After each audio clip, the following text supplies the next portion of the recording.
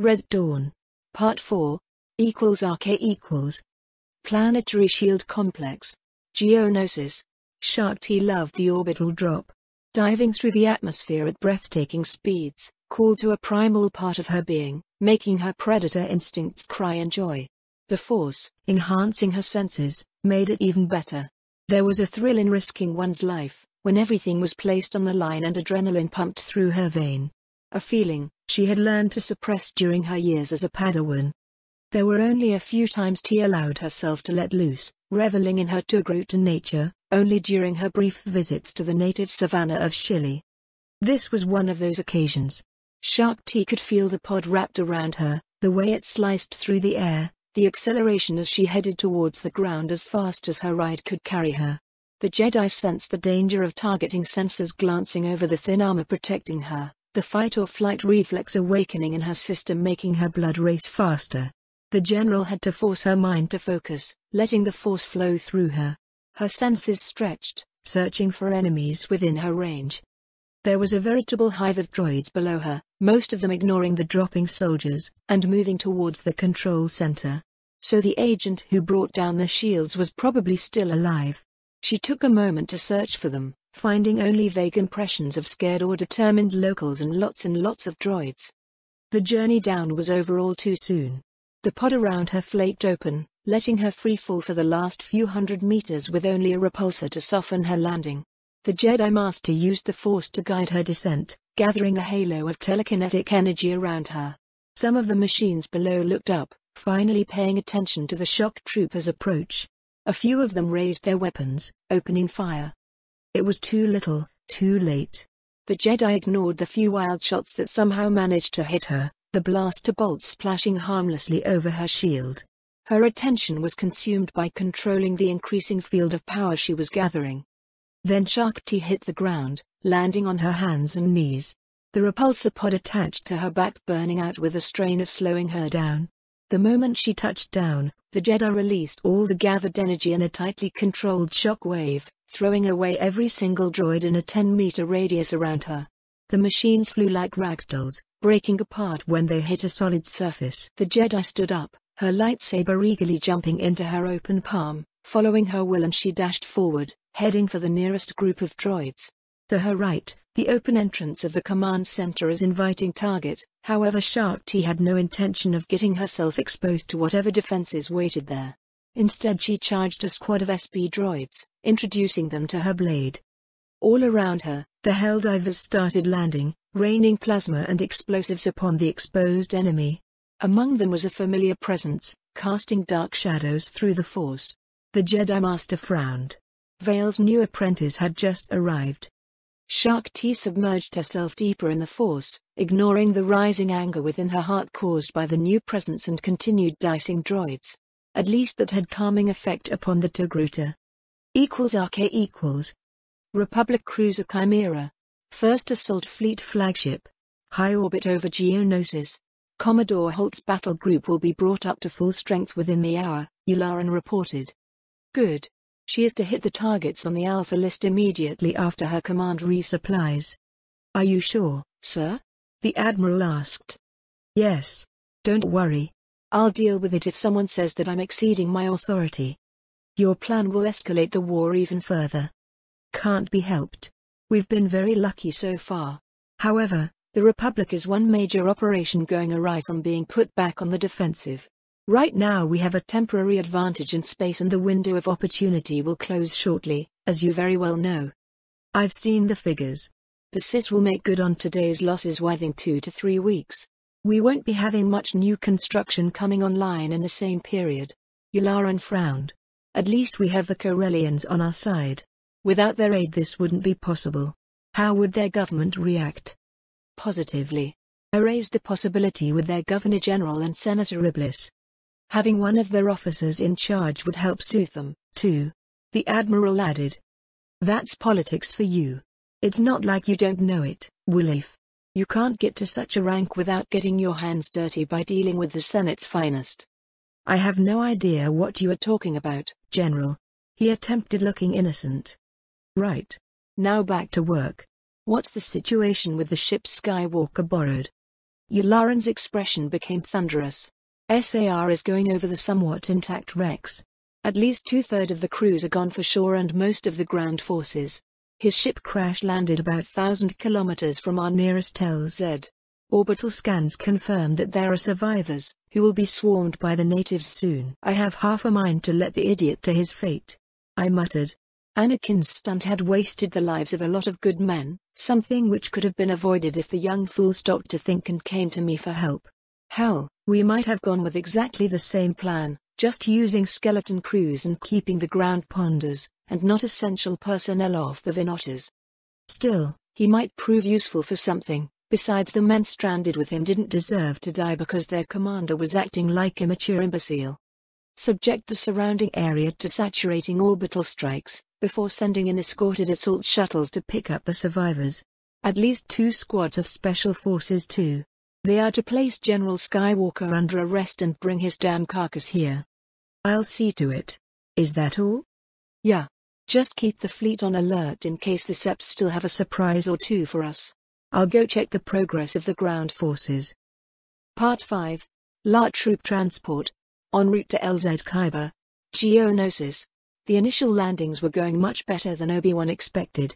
The uncontested orbital superiority had something to do with that.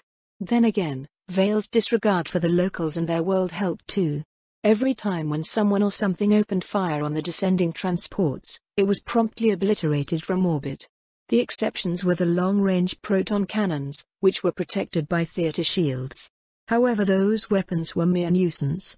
All landing zones were chosen so they were out of effective range from those positions. Even in this situation, with the GAR having almost all possible advantages on their sides, Kenobi knew that the first phase of the invasion was anything but bloodless. He could sense clones dying when their transports were struck by lucky enemy shots. He could sense groups of locals scream for a brief moment before their existence was snuffed out by return fire. Kenobi's shoulders slumped. He had thought that Ryloth had been bad. Compared to this, it was a joke. Even without trying, he could feel the force shift as people and other living things were immolated by turbo laser fire. He concentrated, reinforcing his mental shields, and the death cries became subdued and eventually quiet enough so he no longer heard them without trying. That very act made him feel shame, as a coward who ran from the truth. Which was simple one. As a Jedi, he had no place on this battlefield, no matter if his cause was just or not. What he and his fellow Order members should have been doing was to try mediating peace. Unfortunately, that speeder had long left. There could be no settlement. Not after Naboo, Coruscant, and Ryloth. There was only one path left to follow, and it led to the Confederation surrendering unconditionally. A spread of turbo laser bolts struck something just over the horizon, lighting it up with sapphire fire. Obi-Wan recoiled, feeling tens of thousands die. What the criff was that? He shouted. One of the clones assigned to his command squad, who was monitoring the situation, answered promptly. The enemy unmasked concussion missile launchers in a nearby town and were preparing to fire. One of the cruisers took them out. The sergeant stated calmly, as if it was nothing out of the ordinary. Obi-Wan wanted to shake the man. There were civilians in there. Were being the operational word. They were all dead now. Kenobi looked around, faceless helmets stared back. He had a revelation then. The clones surrounding him couldn't care. To them, those people were enemies at worst and collateral damage at best. Oh, if ordered, they would have tried to find another way to take those weapons, or they would have had simply absorbed the losses and kept doing their jobs. However, he wouldn't find any sympathy here beyond someone probably saying that it was too bad. Kenobi thought about calling Vale, until he remembered something. Everyone, including him, knew the row for this campaign before the fleet was fully assembled. The only grumbling were about how constrained the rules were, at least in certain cases. What was worse, he had a suspicion that the non-Jedi officers commanding this campaign knew exactly what would happen when the enemy opened fire and used their own civilians as living shields. And he already knew what Vale's answer would be. Don't do this the next time and we won't have to vaporize your non-combatants. The worst thing was that most of the officers in this army might very well agree with the sentiment. He knew why too. Such wanton destruction would have been frowned upon before the Sith showed their real face. The galaxy at large wouldn't really care. The nature of the war had changed and he had failed to really comprehend it. "We are over the LZ," the pilot informed them. That shook Kenobi out of his funk. Oh, he was going to have a chat with Vale, Valentra and the Council about the way the war had to be prosecuted. There had to be a way to avoid such wanton bloodshed in the future. He hoped so. The door of the LUT slid open, revealing a large rocky expanse. It should have been covered with the red sands and rocks of Geonosis. Instead it was filled with thousands upon thousands of soldiers and war machines, with more arriving every second. Not for the first time, Kenobi wondered what the criff he was doing here. Ashe equals Planetary Shield Complex, Geonosis. Shark T glared with disapproval at Vale's apprentice. That insane woman used a blaster rifle as a club against a SB droid, before she remembered that she had a lightsaber and ignited it, before jumping a short platoon of B-1 droids. Crazy Sith. The Jedi Master grumbled. "General, we have the entrance secured. Most enemy security teams are either dealt with or contained," a clone lieutenant reported. "I have squads going after the AA emplacements." "Good. Do you have 2 heavy weapons squads ready?" "3 actually. They are near the gate." "Well done. It's time to take the command center." RK equals HK-117 was getting bored.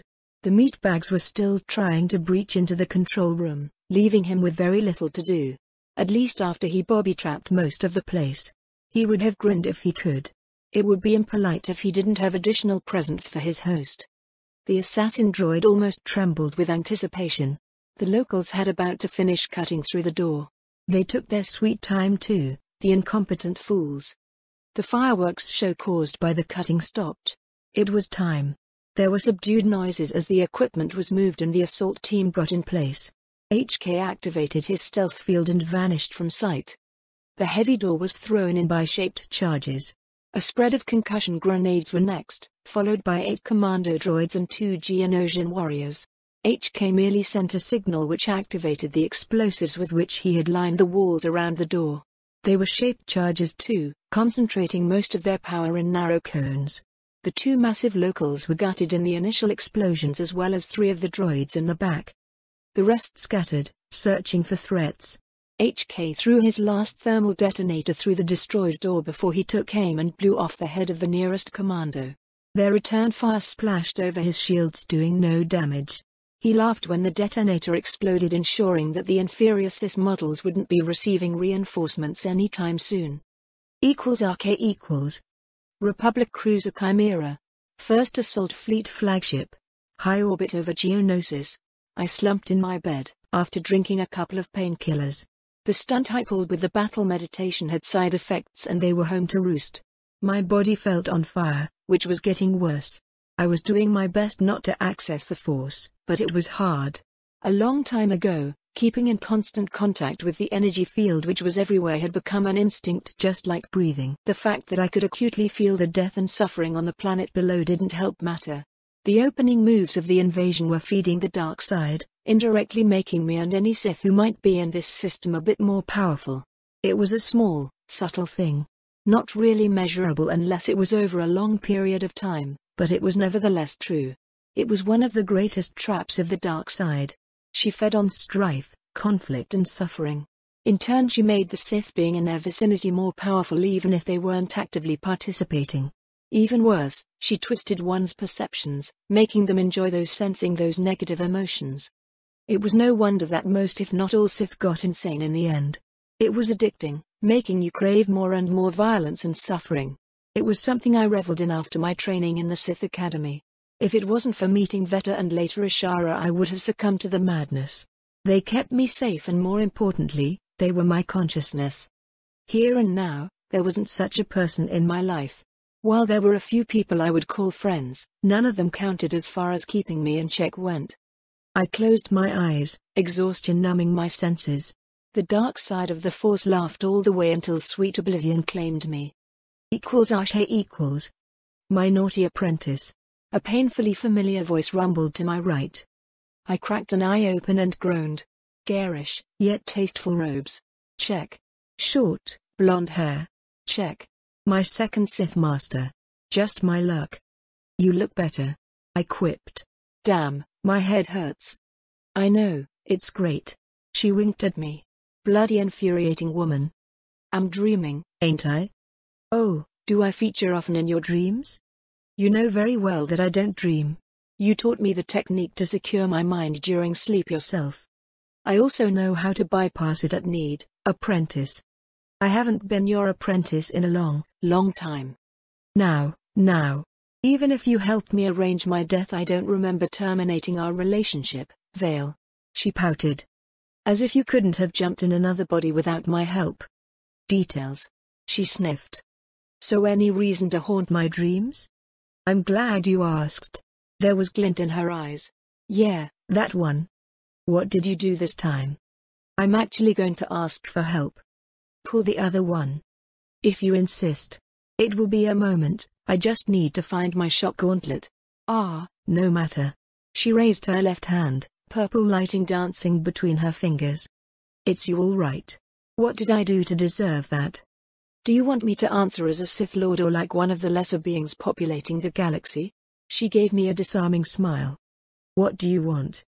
I'm in a bind and you are going to rescue me, my knight in not-so-shining armor, she declared imperiously. I'm a damn Sith. Leave that nonsense for the Jedi. From what I hear, these days they are even more pathetic than usual. Zash snorted. I can't honestly disagree. I shrugged. Most of the Jedi weren't that impressive. On a very good day. Now, how soon can you come and rescue me? I gave her a deadpan look. I might have made a tiny miscalculation and ended in a bind. She pouted. And that's my problem. Why exactly? I already have one wannabe Sith Lord and his cronies as competition. Why the hell would I want to unleash the real deal? Because you have much bigger problem than Sidious? Now that got my attention. Not that I trusted anything she said, no matter how fun she usually was. I got you now. She jumped in triumph. Honestly, considering her general bearing and attitude, Zash would have been killed a long time ago if she wasn't one of the most powerful Sith I've ever met. Most Sith took offense at her usually chipper and cheerful attitude. Then again, most who were dumb enough to voice their displeasure didn't live long. Or just got embarrassed depending on her mood. Zash. There was a hint of warning in my voice. She grinned. I need you to retrieve the body I am currently stuck in. And get me a new one if it's not too much trouble. Why now? I finally got back enough of my powers to manifest myself this way. I glared. Oh, don't be like that. I know you like me. I do. You are my favorite Sith, which isn't a secret. That still doesn't answer the question why I might consider helping you and making my life much more difficult. 2 reasons. She smiled brightly. Then she proceeded to tell me why I was going to rescue her and like it. I didn't stop cursing long after I awoke hours later. After wrapping the mess on Geonosis and dealing with Skywalker, I had my job cut off for me. =RK =. Old Republic Assault Cruiser Victory. High orbit over Tython. A force projection appeared in front of a stasis pod containing a desiccated corpse. The apparition of blonde woman smirked before noticing another presence. She turned around and frowned. There was a force ghost waiting for her. Well, this is unexpected. To what do I owe the honor of your visit, Master Shan? Did he agree? But of course. My former apprentice is a gentleman. Not like yours. Zash smirked. If he is, it's despite your efforts, not because of them. Spoilsport. You still haven't answered my question. I forgot. It's probably because of my state. The Sith waved at the stasis pod. My memory is not what it once was. You are enjoying this, aren't you? I'm still alive, all my enemies are now dead. Besides, I'll soon be free to conduct my research in peace. Zash grinned. What's not to like? Besides, my apprentice is still around to needle. How's yours? Oh, I forgot. He's insane, isn't he? I'm already regretting this arrangement. The former Grand Master of the Order glared at her accomplice before vanishing.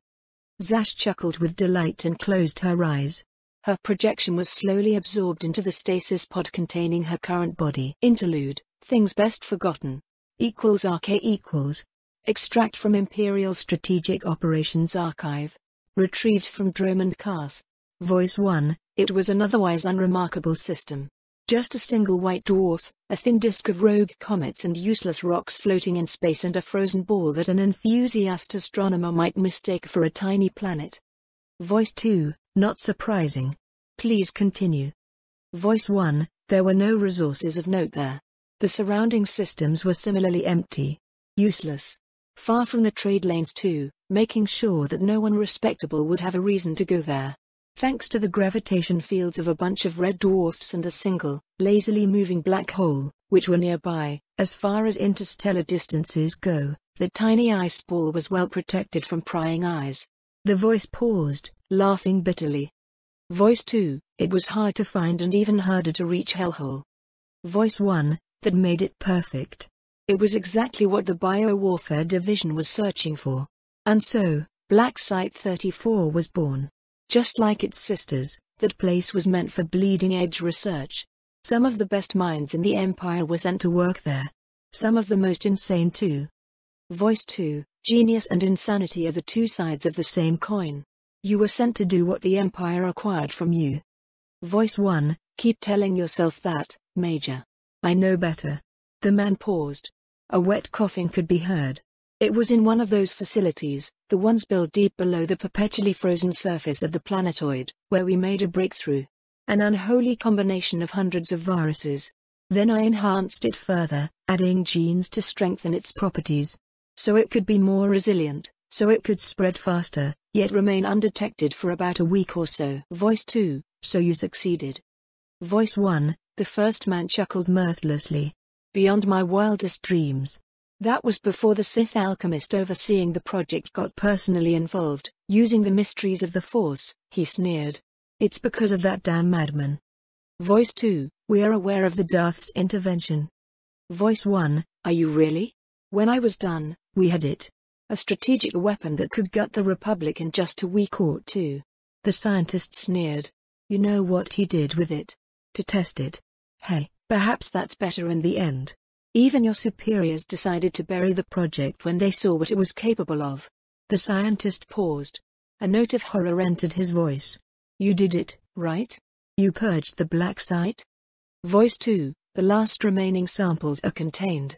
Now tell us again, what exactly does it do? Voice 1, no, no, no. Fools. It can't be contained. It's just waiting. You need to. More wet coughing. Voice 2, administer the sedatives. We'll try again tomorrow. Voice 3, he won't make it. It's burning through the antidote. Voice 2, pity. Order the druids to purge the ship and then send it straight into the star. That criffing shit creeps me out. RK equals. Lab 3. Imperial Research Facility Crimson 71. Black Site 34. Outer Rim. It lay dormant for millennia. Slumbering. Waiting. The stasis tanks keeping it in check kept humming with energy fed by matter annihilation plants buried near the frozen core of the small world. All of that was maintained by a horde of droids, making sure that everything ran as expected. The sentient machines futilely waited for their Sith overlords to return. For 4,000 years they waited. And no one came. Until now. The ancient ventilation systems shrieked to life, cool air flooding throughout the facility. And deep below endless corridors and fail-safes, an organism shuddered in anticipation within its stasis tank. For even in its slumber, it could sense fresh meat approaching. Burning Sands. RK equals. Part 1. Kelgspo. Geonosis. It was just a small village, built around an oasis in the midst of one of this wretched world's deserts. A bunch of stone shacks surrounding a patch of rocky ground, which had a depression housing a well. It wasn't supposed to be a real obstacle. Just a speed bump at best. The locals had other ideas. The supposedly hammerless village now housed a shield generator, covering everything within 10-kilometer radius from orbital bombardment.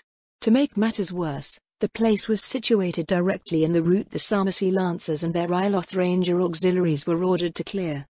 They were facing no light forces meant to simply slow down the Republic advance, and that had Colonel Pell glaring through the image enhancer built in his helmet. Even from his position, lying on the top of a tall sand dune, 12 kilometers from the shield's edge, he could see more than enough. There were hundreds of dug-in September tanks, at least 2 divisions worth of the buggers. Trench lines crisscrossed the desert, housing thousands of droids and locals. Groups of the insectoids were patrolling, buzzing overhead their comrades on stubby wings. The criffing bastards had artillery too, the barrels of which barely cleared the depression in the center of the village. Any ideas? Pell asked the handful of officers and NCOs who were with him. Attacking them directly is out of the question. His XO grunted. They will shoot us to pieces before we reach the shield, while we have to cross anything from 7 to 10 likes. Whatever remains to actually engage the enemy will be easily dispatched. We can't wait for the Navy pukes to our jobs either. It will take days and the whole area will be turned into molten rock. The most senior NCO of the Pharmacy Lancers added his 2 credits. No one suggested just leaving the stronghold in their rear areas even if they could afford sufficiently powerful blocking force. Major. Pell turned to the sole clone on the dune. Sir? How many of those new stealth armors do you have? A company worth of them, sir. I see. The colonel smiled. We'll need to create a distraction for them. A commando raid to take out the shield? Or preferably the artillery too. The pharmacy officer nodded. This is what we are going to do. =RK equals. Planetary Shield Generator Complex. Geonosis. Shark T rolled forward, just in time to avoid a concentrated beam of coherent light, which tried to cut her in two. The air above her hissed as heavy blaster bolts seared through it, before slamming into the beam turret that was targeting her. The Jedi Master used the Force to brake herself a moment before the ensuring explosion sent a shockwave down the corridor. Fire and shrapnel rained over the invisible energy protecting her, deflecting or splashing harmlessly over the Force. Armored boots thundered behind her and the heavy weapons teams advanced towards the next obstacle in their path. Shark T frowned when a hand was thrust at her to help her stand up. She looked up and the frown deepened when she saw the Chiss woman. The Sith apprentice had fought next to her for the past quarter hour, ever since they started the assault into the bowels of the command center itself. The younger woman had fought more precisely and less insane once they were inside. It didn't help her case much. She still reeked of the dark side.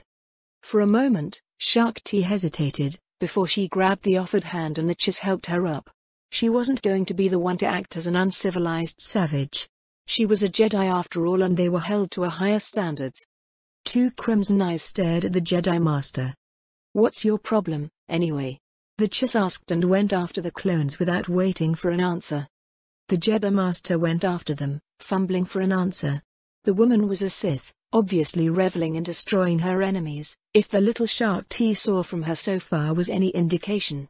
That should have been a reason enough. Yet, she didn't voice it as a concern. Because it was something that her Togruta nature approved very much of, even if she was usually able to suppress it thanks to her Jedi training. Lance Actual, Charlie 1. We have a mechanized column approaching.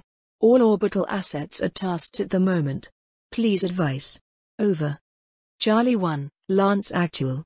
Slow them down. Are there any bomber or gunship units available to soften them up? Over. Negative, Lance Actual. Don't allow them to enter the complex proper, Charlie 1. We'll join to you once the mountain is secure. Over. Wilco, Lance Actual. Over. Is there a problem? The Chiss woman appeared next to Shark T, startling her. The damn Sith has suppressed her Force signature. On purpose, Shark T was sure. A growl emanated from the back of the Jedi's throat, before she could get herself back under control. The fact that the other woman had the gall to smirk at her wasn't helping either. We'll have more company soon.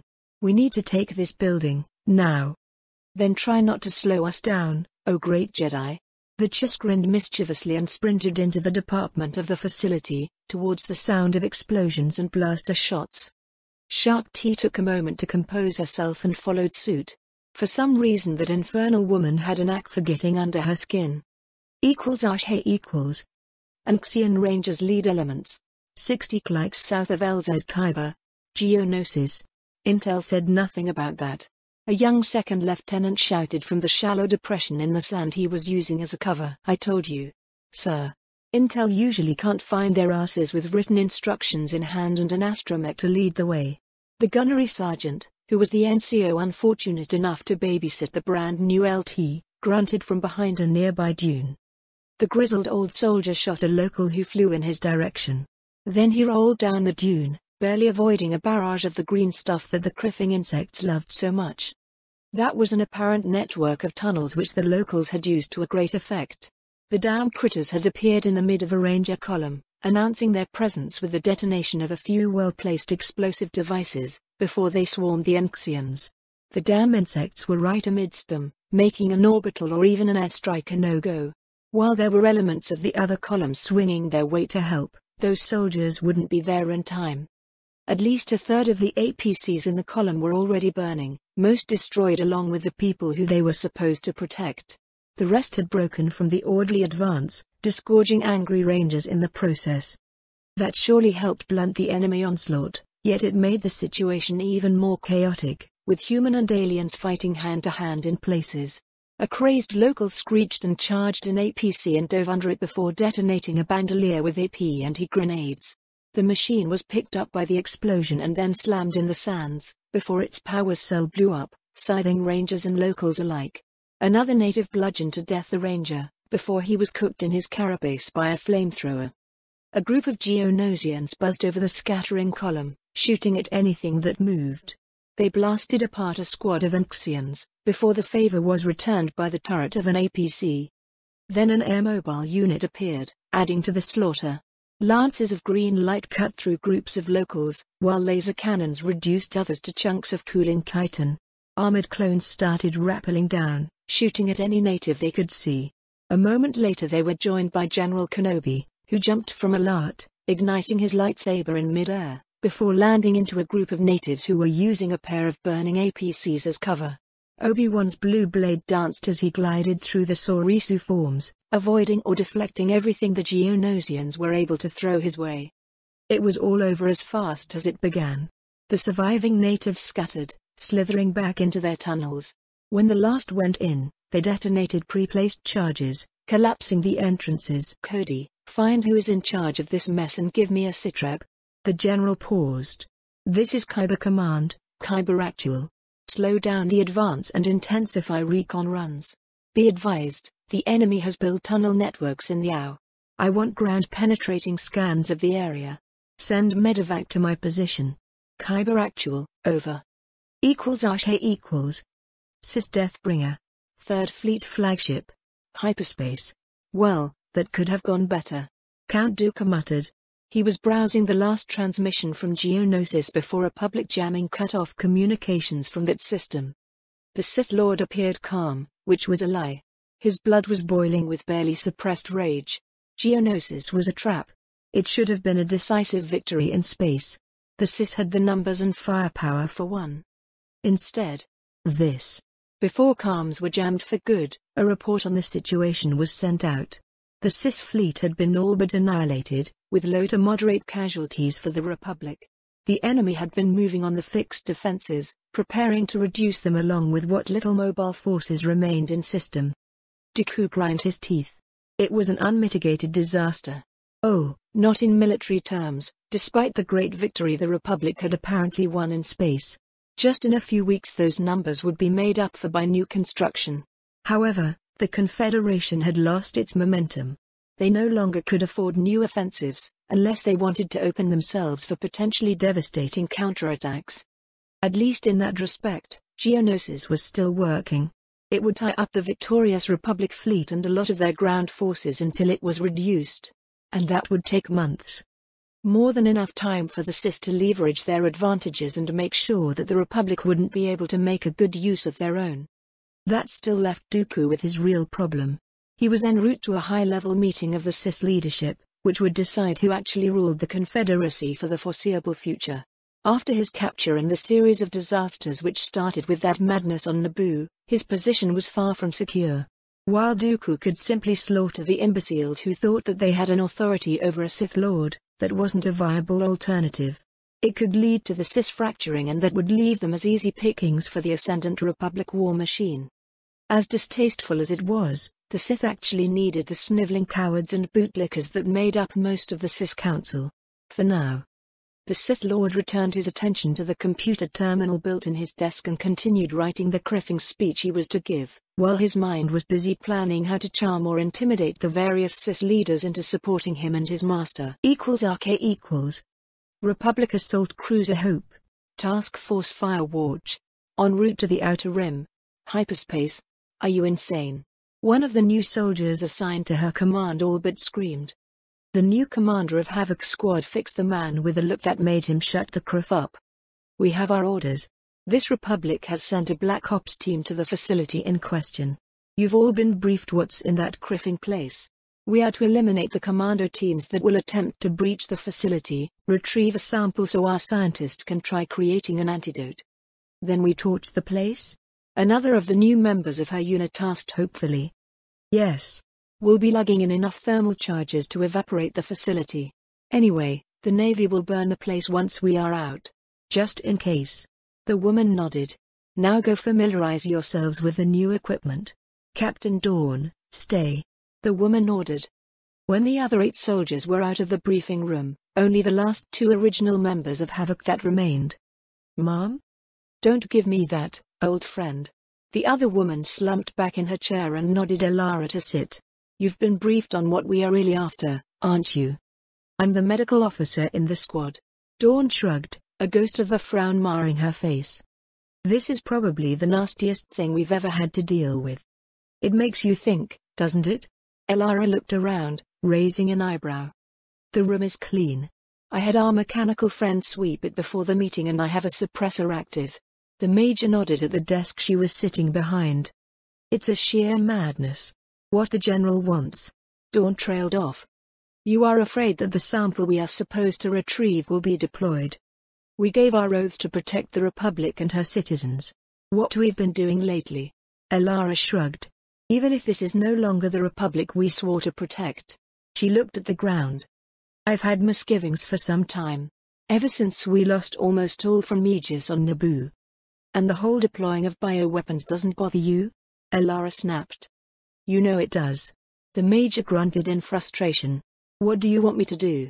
This is no longer our galaxy. It's not like we can defect after what the general did on Naboo and Coruscant. You know how this works. They will use us until we tell them anything of value that we'll be made an example of as criffing terrorists. I know. Elara muttered. The fact that they made that man a general in their army is bad enough. Yeah. I never thought that the Butcher of Undren would be on the Republic side. That by itself is almost enough to justify what we've been doing. Criffing Sith. He should have died ages ago. Us too, if you want to be technical about it.